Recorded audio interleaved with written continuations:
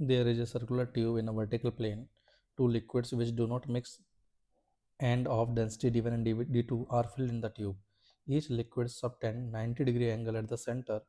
Radius joining their interface makes an angle alpha with the vertical, then the ratio of the density पूछा है, सारा diagram दे रखा है। ठीक है, तो एक तो देखो दोनों के दोनों जो लिक्विड भरे हुए हैं हमारे पास, जैसे ये तो ये है d1 वाला और ये है d2 वाला, दोनों 90 डिग्री एंगल बना रहे हैं, मतलब ये भी 90 है और ये भी 90 है। क्लियर।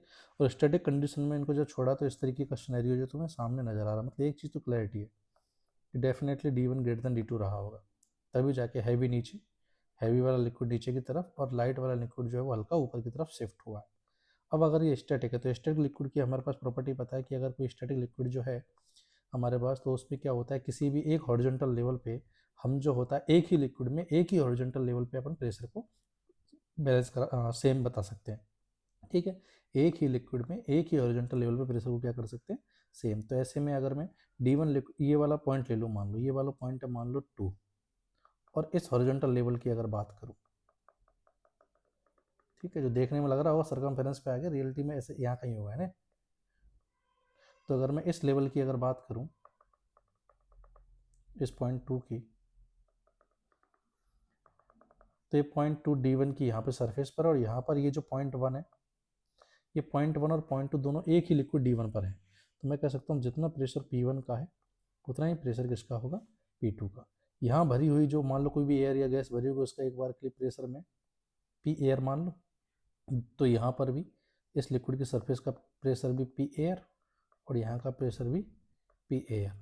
क्लियर है। अब ये वर्टिकल प्लेन में है तो केवल जो प्रेशर का जो वेरिएशन आएगा वो हमारे पास वो ग्रेविटी की वजह से आएगा। तो बस मुझे एक बार हाइट पता लग जाए फिर तो इजीली काम हो जाएगा। क्लियर है। तो देखो यहाँ का प्रेशर तो p एयर है, अब जरा एंगल निकाल के पहले हाइट निकालता हूँ मैं। तो ये हॉरिजॉन्टल लाइन होगी, ये अल्फा, ये 90 माइनस अल्फा, तो ये अल्फा, ये रेडियस r, तो ये हाइट आ गई हमारे पास r साइन अल्फा। सिमिलरली ये r है तो ये वाली हाइट आ जाएगी r कॉस अल्फा। तो ये तो हमारे पास 2 वाले पॉइंट के करस्पॉन्डिंग हाइट आ गई। सिमिलरली अगर 1 के करस्पॉन्डिंग ये वाली हाइट अगर निकालनी है मेरे को, तो कैसे निकालूँ, तो उसके लिए मेरे पास ये वाली हाइट तो पता ही है, r कॉस अल्फा है, इसमें से ये वाली और सब्ट्रैक्ट कर देता हूँ मैं, तो जो कितनी हो जाएगी, ये r, ये अल्फा है तो ये 90 माइनस अल्फा, तो ये हाइट आ जाएगी r cos of 90 minus alpha. Clear. अब जरा 1 का प्रेशर लेते हैं, तो 1 का प्रेशर कितना हो जाएगा, p एयर प्लस इस पॉइंट से 1 तक पहुंचने के लिए मेरे को d1 में नीचे जाना पड़ेगा, तो कितना बढ़ जाएगा, ये रो जी एच, ये वाली हाइट कितनी हो जाएगी, तो ये हाइट हो जाएगी हमारे पास, ये वाली हाइट कितनी हो जाएगी, r cos alpha minus r sin alpha, r cos alpha minus r sin alpha. ये तो आ गया 1 का प्रेशर।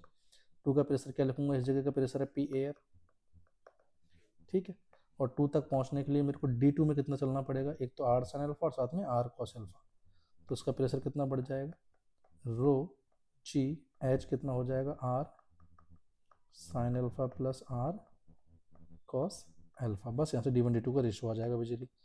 तो p एयर से p एयर कैंसिल, दोनों तरफ g कैंसिल हो जाएंगे, r भी कॉमन आके कैंसिल हो जाएंगे, तो ये बच गया d1 cos alpha minus sin alpha equal to d2 sin alpha plus cos alpha.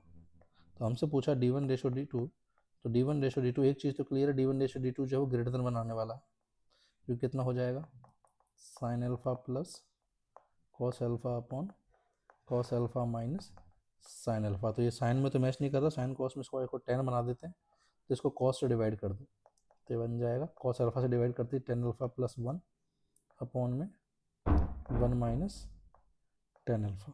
तो first option will be the correct answer. ठीक है बेटा।